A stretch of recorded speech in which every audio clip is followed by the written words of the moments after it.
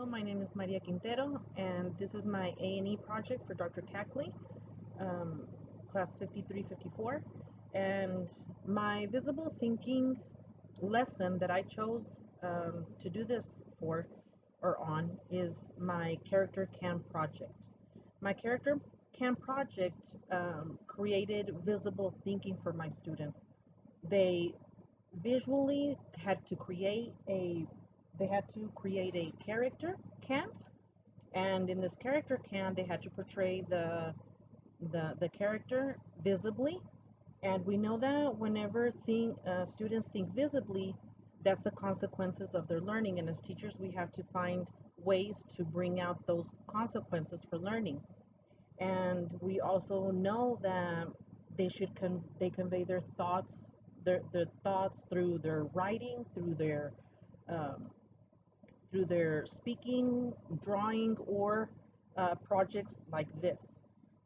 And we know also that visible thinking is it's whenever the students use, or teachers should use, different strategies and make students think about their thinking. So this character CAM project made them think about what they were going to produce. What were they thinking about that person's emotions and feelings and personality of the character? And this is why I like this project um, for my visible thinking project. As you can see, for this, they had to read a chapter book, and they had to create a character can with how the character looks like, and they also had to produce 5 objects. And these 5 objects had to represent the character's traits or turning points in the story, main turning points in the story. And it was up to them what they were going to um, produce or come up with. And they had to present it to us in front of class and give us text evidence as well. So what I did is what we did is before the actual presentations, we had a few days where we did a few other things. I did a few other things with them, like the plot stories. We used graphic organizers. We also, of course, learned the acronym STEAL for to learn about character traits and their personality, and what is the evidence that gives us that personality of the character. And we also the students also had to present their project. And so this for me is visible thinking, and because they are whatever they're learning and thinking about that character, they produced it. So whenever I was teaching the lesson, of course, I went around and making sure that they understood the lesson, and how are they going to come up with their ideas and their character, and they did seem very excited to do this, and during the process, they learned a lot as well. Um, of course, so what do I think about the levels? This is my higher level character can that I found very interesting, because this student created the character that he was in the day, a boy, and then at night he brought out the personality of how scared he was, and in that book it showed how his emotions were taking over him, and he was always just a scared little boy, and so he portrayed that on the can.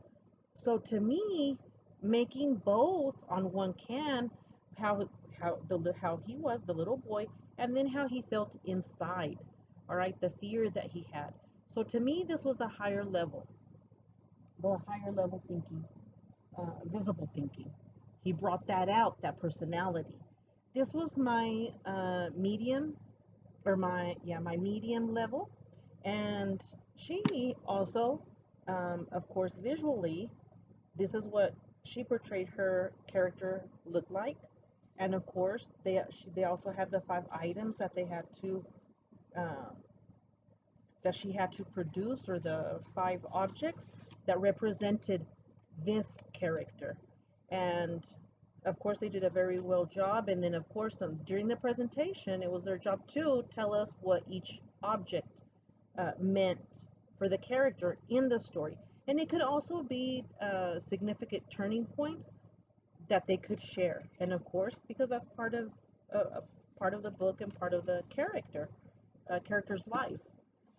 Um, and my low level character, I chose, or I believe that it was this. We can see that, you know, what this student did visually, um, create their character on the outside.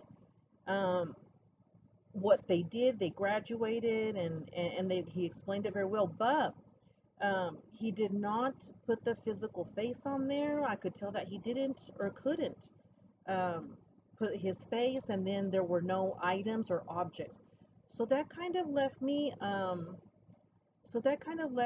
doubting or wondering, did this student really know what the assignment was, or did he know? And not only that, but did he know the actual plot of the story, the character traits? Did he was aware about his emotions and his personality and feelings, and who the character really was as a person in the story? So I started asking him a little bit more questions about that, and coming to find out, yeah, he did understand a little bit, but not as well as I wanted him to.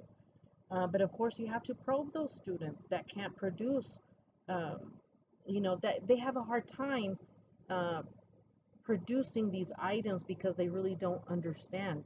So you have to help them a little bit, and know what to ask, so that you as a teacher will know what the student does know, or to what level does he know, and did he understand his assignment, or that skill that he should know. So for me, what was exciting for me was that my students would come up and present, and I like the idea of how much they enjoyed their presentation. That was my favorite part. Whenever they came up, they took ownership of the presentation, they took ownership of their character, they knew everything about the book because of the several activities that we did, and them putting themselves in their shoes. So they were very happy, and whenever we'd ask them questions, they knew what to answer and how to answer it, because they were, um, that was their whole project, is knowing about the book. And I also um, like how they visibly uh, created their and their character.